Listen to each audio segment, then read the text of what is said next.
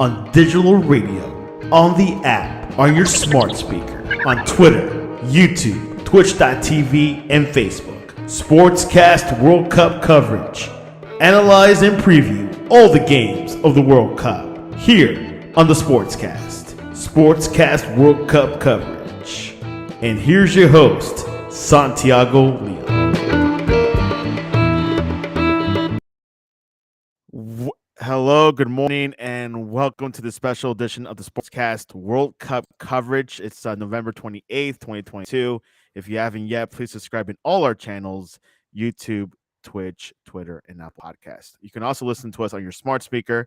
And if you're listening to any of your podcast directory, please leave a rating and a review. It will help us out tremendously. We're also on online radio. You can also visit us on our website, thesportscast.net, and also get our app, The Sportscast.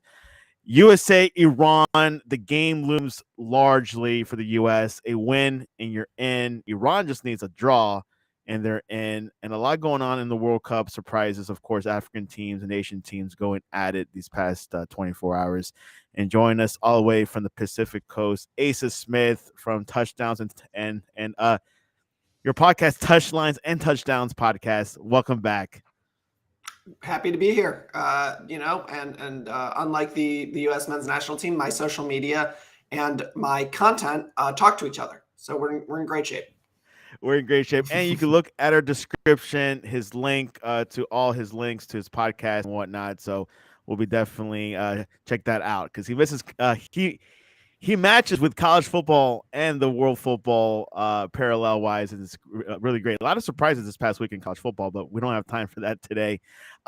USA, Iran, USA drew England 0-0. Iran, they beat Wales 2-0 in stoppage time. A lot going on behind the scenes as well, outside of the pitch, a lot of politics and all that. But anyways, your thoughts over this match tomorrow, Asa, and what have you concluded what's going to happen? Sure. So obviously the headlines right now are that Iran and America as nations are not super friendly. And I know that this is news to a lot of people. If you are closely paying attention to the last, 50 years of geopolitics, you might know that America and Iran don't always get along or ever get along. And this little kerfuffle about social media, the social media team of U.S. soccer just decided to do this mini protest where they took a symbol out of Iran's flag. So Iran's flag has three colors, and then in the middle of their flag, they have a symbol for the Islamic Republic. And the American social media team just sort of took it out as a form of weird protest. Didn't ask the team, didn't ask the coach, didn't ask the State Department. Just completely going off the rails, which I got to tell you, on the one hand, I find incredibly funny because that means that there was some 23-year-old social media manager who was like, what if I started a war today? And just went with it. And I deeply, deeply appreciate that sense of confidence. But also it's created a situation where I think today Greg Berhalter was asked why he didn't ask Joe Biden about a certain the location of a battleship in the Persian Gulf. And that's just crazy. That's just crazy town that we're talking about Greg Berhalter opining on geopolitics.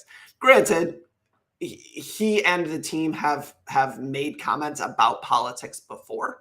And so it's okay, well, you put yourself in a situation to talk about things. It's really easy to say, hey, Iran should treat its people better. But apparently that's not something you need to say 24 to 48 hours before a do or die game. In terms of the game itself, it's sort of nice, actually. There's no goal differential. There's no what is Wales versus England. It's just winning in, losing out. And that are drawing out and it's straightforward. And I think that actually gives us collectively as American fans, actually a little bit of calm, because normally the way that Berhalter teams are successful is they're super defensive. Even when they have the ball, they're doing so with an eye towards defense, an eye towards possession. So that's not an option. That's not an option today or tomorrow.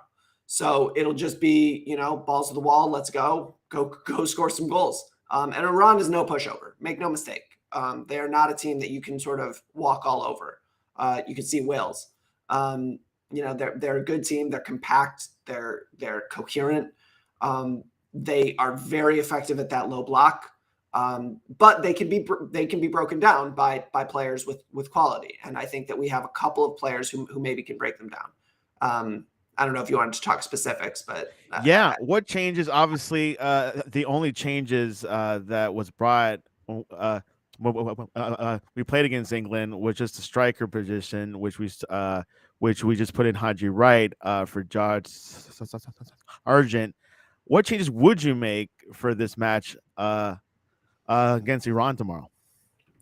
So I think that you need to look at what you're trying to do and how you're going to do it, right? So the theory here is that you're going to be going up against the low block and you need to unlock it. So there are a couple of ways to do that. One is through having your best players on the field. Another is through having a coherent system. So that gives you two options, because Jesus Ferreira, who we have not seen, is probably Greg Berhalter's best option in his mind of connecting play, quick passes, 1-2s, getting people out of position. But he's also the worst scorer of the three options.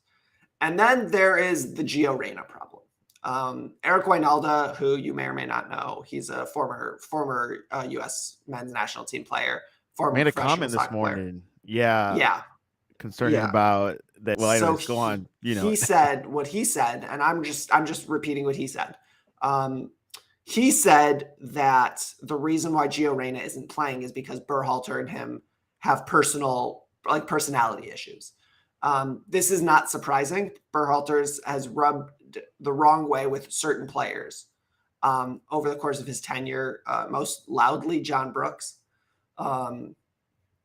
And that pissing match needs to go away, because Gio Reyna is the guy who can win this game, right? Like, you go through our players who can unlock a defense, who can make things happen.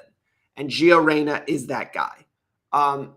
If it's not Gio, then you're going to really be hoping that Christian can dribble them or Jesus Ferreira can pass through them, because Tim Weah, as great as he is, he thrives on open space, and there will be none.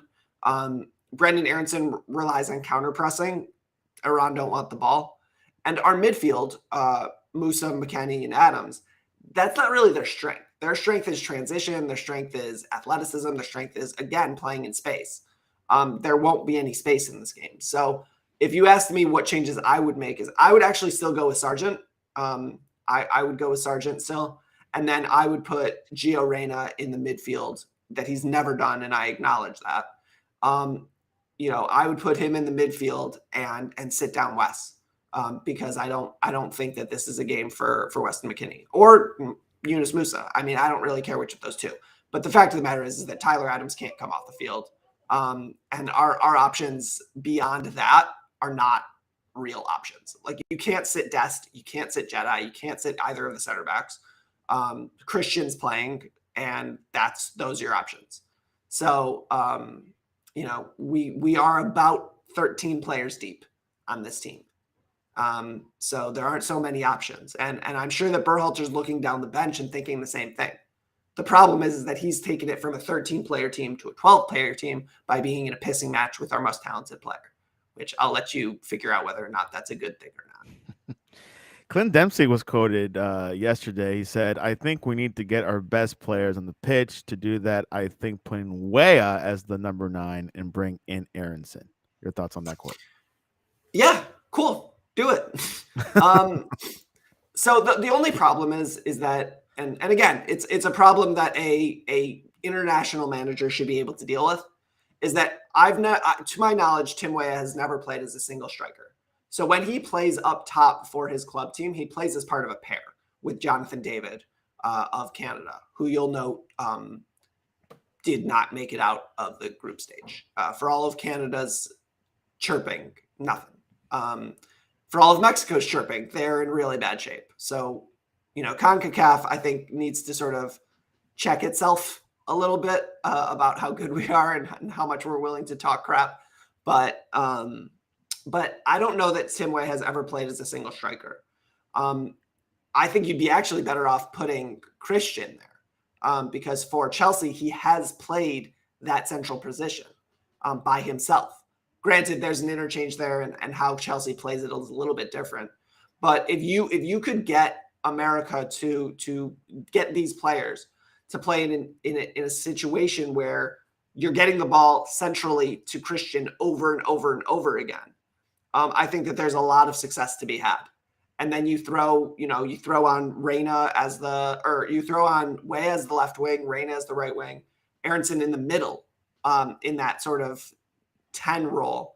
I think that there's a lot of hay to be made, but Iran will hit you on transition. And if we're going to go full force offense, then, Tim Ream, Walker Zimmerman, and Tyler Adams have a huge job to do, which, hey, it's the World Cup. You got it. You got to do it. Right. So I don't hate the idea. I don't think that it's ever been done. And putting players in a situation that they've never been in for the first time in a do or die game is like, it's a decision. It's a thought. But it's also not a video game. And look, Quentin Dempsey knows more than me, but it reeks of fantasy football, video games, well, so-and-so is can play striker, so play him at striker. Like, it's not that simple. Yes, and I want to reiterate what you said. I have been a proponent of putting Pulisic up top. I think that number 9 question mark is just been like that for a while, and I think Pulisic, like you were saying, has been playing that position for his club. For the past year. So put him in the middle, up top. I think that might be the best way for the U.S. I was listening to English radio this past week, and they were saying the U.S. midfield was solid and their defense has been solid. I think, would you agree that our midfield has been great for this World Cup?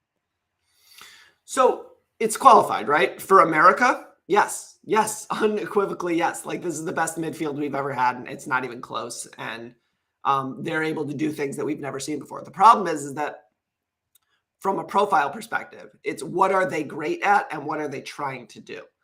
And look, part of this is the Berhalter system. I mean, I don't think that they're incapable of doing these things, but very little of our offense goes through the midfield. It's so much of it is reliant on our fullbacks getting it up to our wings and going from there. When the midfield gets the ball, it's usually something spectacular because it's so rare. So what do I think that I appreciated England, way to go. Thank you for acknowledging that we, won that midfield battle. But 2, it's you're looking at the players, and we don't have a player who can get the ball from Tim Ream's foot to our striker's foot. We don't have a midfield player who can do that. I don't think that we have a midfield player who can do that in our pool, which is like a larger conceptual issue. But how do I think that they've done? I think that they've done their jobs. There have been 0 goals in open play. And our midfield's job number 1 under Berhalter has always been defensive. So if you're going to look at our team and say, okay, what is Tyler Adams' true job? He's been wildly successful at it. What is Weston McKennie's true job? What is Yunus Musa's true job? I think they've been successful. The problem is that Yunus and Wes have this responsibility to also progress the ball. And both of them have had flares and moments of brilliance. That spin move that Wes had I guess it was the first half against England was phenomenal. And Yunus's ability to just sort of turn on a dime and go is really, really useful. But in terms of sort of this Iran game and really going forward into the knockout rounds or the next tournaments or wherever their next steps are, the fact of the matter is that we do lack, look, everybody lacks a Kevin De Bruyne and Mateo Kovacic and Jorginho and whoever you want to call it, Casemiro. Everybody lacks that unless you have one, but we need one. And Tyler Adams, as much as I love him, will be the first to tell you that he's not that guy. He needs to be playing in a dual pivot with someone who can do that. And I don't know who that is. Maybe it's Gianluca Busio. Maybe it's Tanner Tessman. Maybe it's somebody I don't know. But we don't have him on the roster.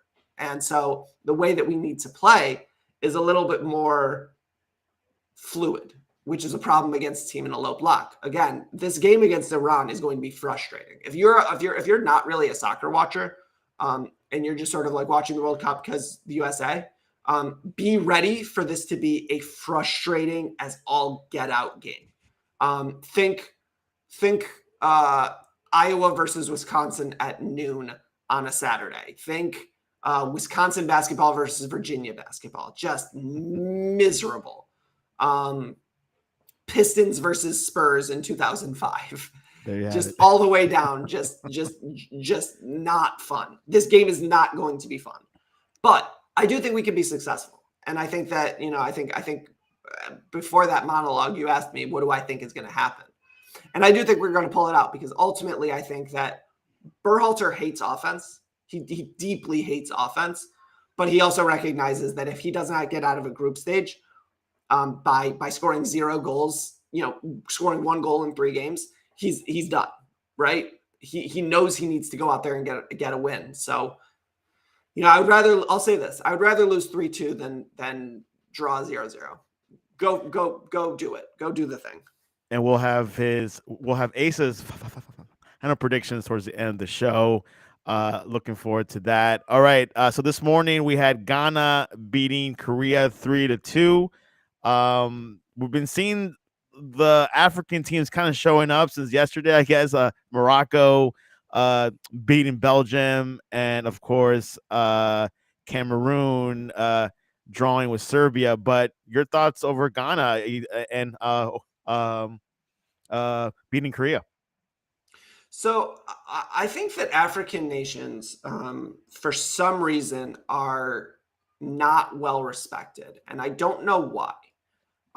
Because those teams are really good. Like if you wanted to go by traditional metrics, right? Like what caliber of player does not play, in those for those sides.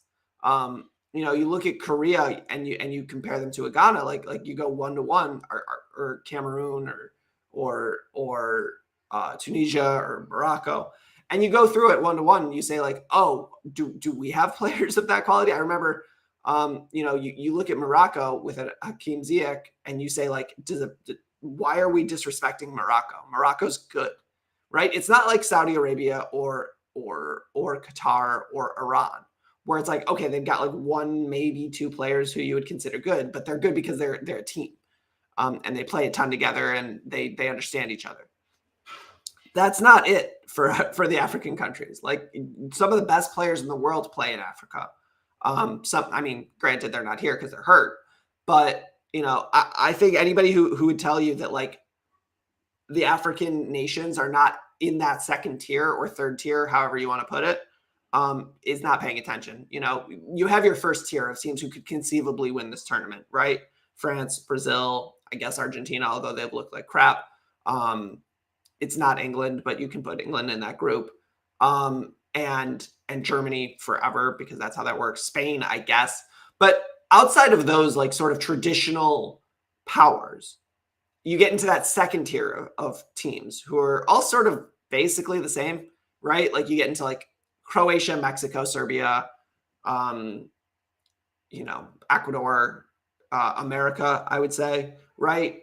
In terms of like, those are the teams where you'd say like, if America were to go up against a Morocco or a Ghana, we went up against Ghana like twice in 2 World Cups and lost both times. They are good. They are well drilled teams, and also probably the most important thing about Morocco's win, because that's obviously the biggest one. I think it's the biggest win of the tournament. It's bigger. It is bigger than Saudi Arabia over Argentina, because Belgium was, I think, the number 1 ranked team in FIFA. And look, part of that's bogus because like they're not the best team in FIFA. They're old as all get out. But the fact of the matter is that you watched a team, Morocco, a team that lost to America 3-0 in a friendly over the summer, just sort of be better.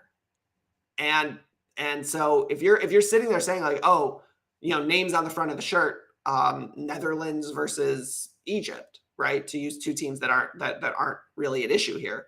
And you say, oh, well, one of them's European and one of them's African. I bet the European team's going to win. You're wrong. And you should keep an eye on these teams. Also, they're fun as hell. Like they're having way more fun than anybody else. And I'm a big proponent of fun.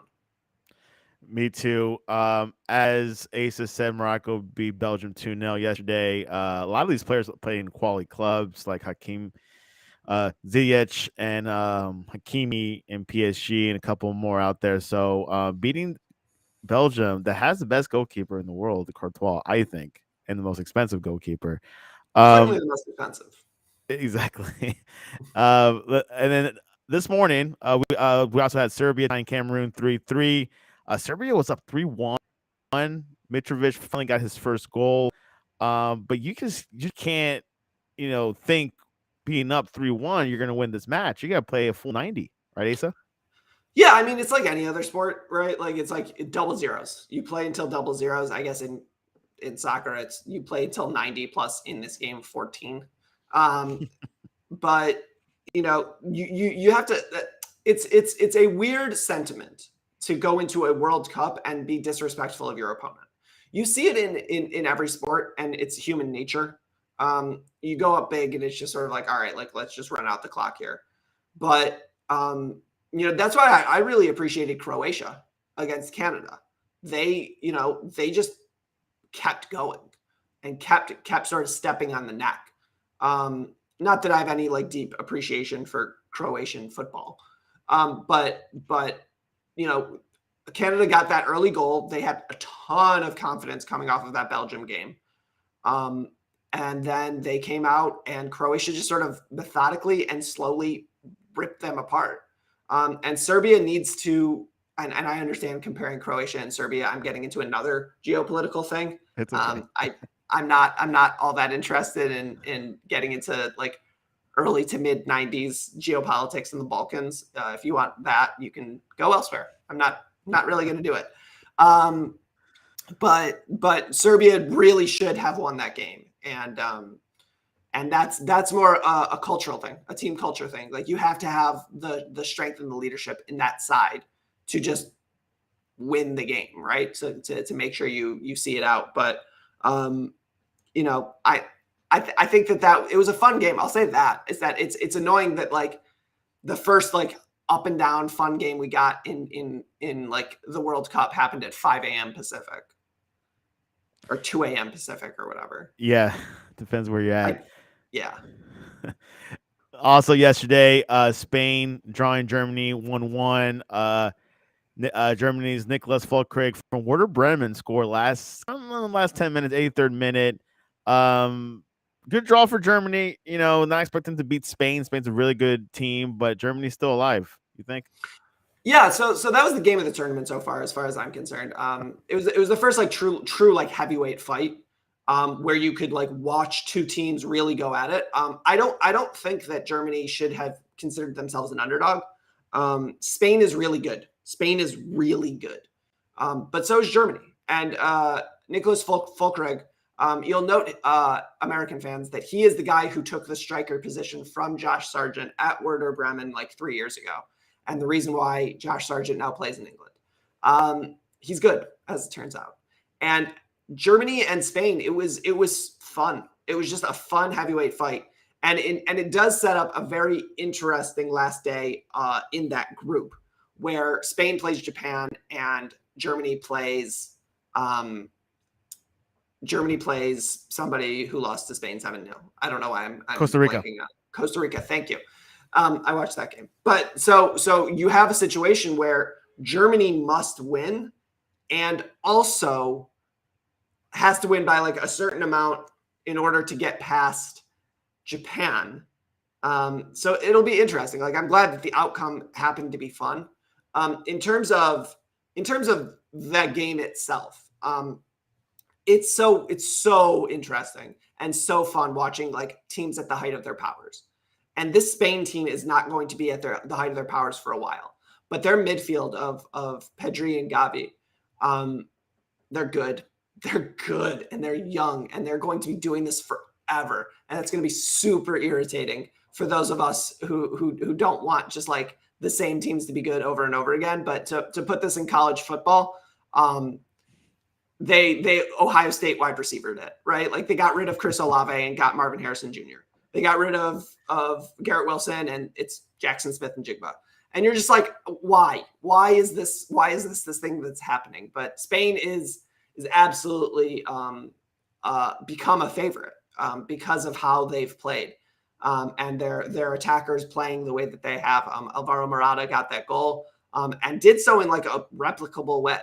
I thought Spain was going to get 2 or 3, but ultimately they got a draw, and it'll be interesting to see on the last day of the tournament if Keylor Navas can shut down Germany, because he can do that. He didn't do it against Spain, but Keylor Navas is a very good keeper, and it'll be interesting to see what Spain's trying to do against Japan, right? Because a draw gets Spain through. But a draw also creates a situation whereby Germany and Japan and Costa Rica all have some measure of interesting potential outcomes. So it's a good day to watch. I think is that on Wednesday, Thursday? It is going to be, let me tell you right now, because I got a wall chart right in front of me. Germany, that will be on Thursday. Yep. Thursday is the day to watch football.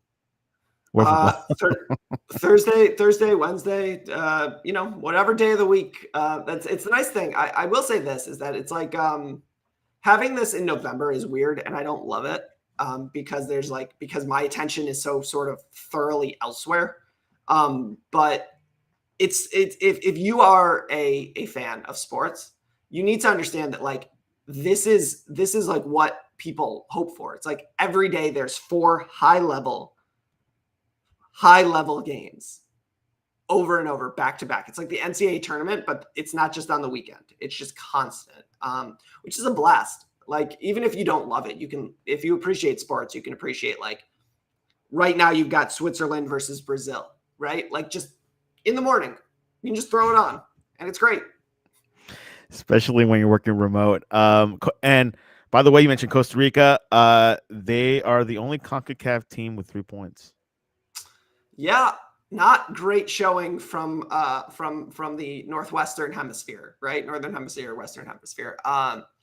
But I'll say this: Mexico getting thoroughly humiliated is worth it to me. If we don't go, like, as long as they don't go through, I'm okay if we don't go through, because like I can't stand the chirping. But if we both suck, then like, all right, we can deal with it.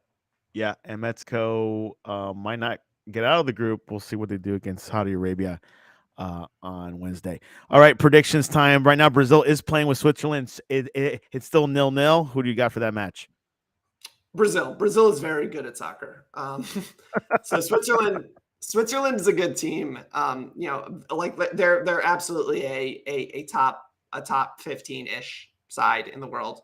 And they're as good as anybody. But I think Brazil, even without Neymar, who's hurt, I think they're very good at soccer. And I think that all things being equal, you should assume that they're going to win. Yeah, Brazil has a deep bench. They can do it without Neymar, but we'll have to see if they do it. Portugal versus Uruguay. Uruguay tied the first match. Portugal won. Ghana 3-2. Who do you get for that one?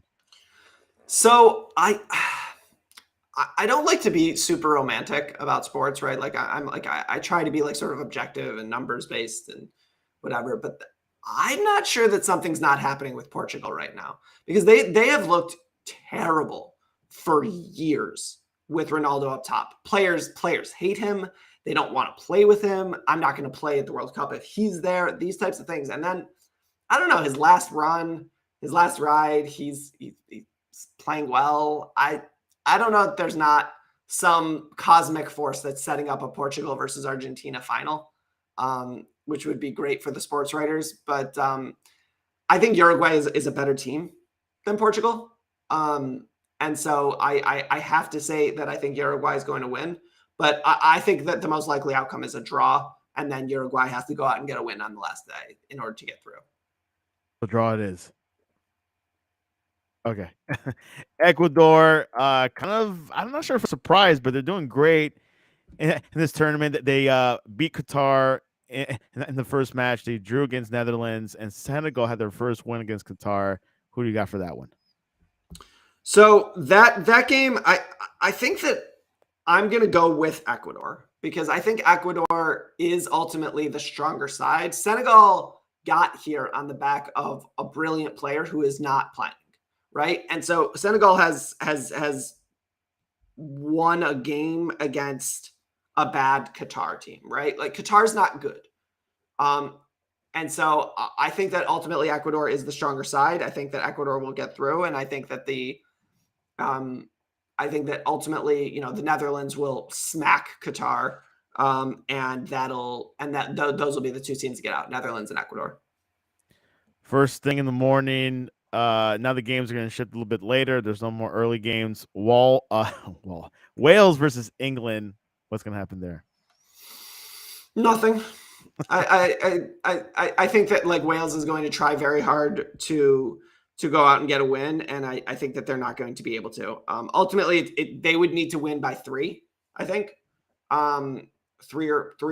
I think they would need to win by 3 plus, or no, they would need to win by 2 and hope that Iran doesn't win by more than 3 or something. The goal differential numbers are annoying, but basically, I think Wales needs to win by like 3, and I don't think that they are capable of scoring 3 goals, let alone winning by 3. So I think it's going to be a whole bunch of Gareth Southgate telling his guys, like, it doesn't matter, sit back. And ultimately, I think they'll win because of just the difference in quality. And you can only rely on so many special moments from Gareth Bale. The rest of that team is not very strong. Then the biggest match of Tuesday, Iran versus USA. Final prediction, Mr. Asa Smith. I said this to somebody recently about how optimism and realism interact as a sports fan, right? And what I said is that if you're realistic, you have to deal with the reality of the situation both before, during, and after the game. If you're optimistic, before the game, you're in a great mood because you think your team's going to win and you're just much happier. So I'm going to be blindly optimistic in the face of all realism and say America 2, Iran 0, including a early goal to make the nerves go away. And I think it's going to be a party. I think it's going to be great. But if you ask me, like, realistically, I think it's going to be a slog and miserable and awful. And it will gut out a 1-0 win on an 83rd minute set piece because that's how we do things under Berhalter. It will be ugly. A lot of the pundits are saying USA needs to score early just to get things a little bit more comfortable on their end. Tomorrow, 2 p.m. Eastern, USA Iran. You can watch it on Fox or Telemundo. It's going to be exciting. We'll see what lineups are going to be changed or might be the same. We'll find out. You never know with GB Berhalter. Hey, so what is the best way to reach you online to talk to you about what is the best thing to eat during the USA versus Iran match? So at TLSTDS on Twitter, that's basically where we're most active. The best thing to eat is actually, I have been sort of toying this over in my head, and I think ultimately what I'm going to do is I have some leftover rice, like white rice that I made last night, and I'm just like I'm sort of thinking about it, and I think Tuesday's gonna be a fried rice day. I think I've got some chicken, I got some peppers, onions, garlic. If you want my fried rice recipe, I can do that as well. But I think it's gonna be a fried rice day for me. I think in general, if you were going to have something like a specific dish, tadig, which is a Persian rice dish, is very good. So that is our kofta, tadig and kofta. That's what I'm gonna say. That's what you should go get. Go to your local Persian restaurant if you have one. There are a number in Beverly Hills, California, and tadig and kofta. That's what I'm going to say. There you have it. You can definitely reach him on Twitter for the recipe on that. You can reach us on the sportscast.net or on the Sportscast1 on Twitter and Instagram. And tomorrow, Tuesday, after the match, we'll have Hal Phillips to recap Iran versus USA. Hopefully, it'll be a very positive recap, but I cannot guarantee you on that. Anyways, it's been a great World Cup so far. It's been a week. My favorite is France to win it. I've changed. I think that curse is going to be uncursed. Who's your favorite so far, Asa? I'm still rolling with Argentina just because I want them to. Like, I want Messi to go out with a World Cup, and I want him to retire immediately afterwards. Like, I want him to just be done. I don't want him to go play the last 3 years of his career in Miami. Like, I don't. Him being at PSG even in the first place is annoying. Like, I want him to go raise the World Cup and just be like, adios, I'll see you never. Because like, he's like, he can just go retire to wherever he wants, whether that's in Argentina or Barcelona or Fiji. Like, I want that for him because he seems like a good dude. I actually think that Brazil is going to win because I think that there's no team in the world who can go toe to toe with them for talent. And that's how I see it. But France is good. Spain's good. Could be any of them. I don't know. It could be anyone. Or it could be a dark horse like Croatia again. I deeply doubt that. I think that like it's like the shutdown forecast says about Bedlam, right? Oklahoma versus Oklahoma State. Anything could happen in Bedlam. Oklahoma could win by a lot. Oklahoma could win by a little. Those are your options. Like, and in the World Cup, it's like anybody could win. It could be France, it could be Spain, could be Brazil, it could be Argentina. That's basically it. England's not going to win. I'm gonna give you just everybody. Just like if you're wondering, it's not going to be England. England never wins. They're terrible. There you have it. Love the college football parallels here. Anyways, we gotta run. We're gonna see what happens with Brazil, Switzerland. Asa, I appreciate you coming on to the Sportscast. Thanks for having me. See you next week.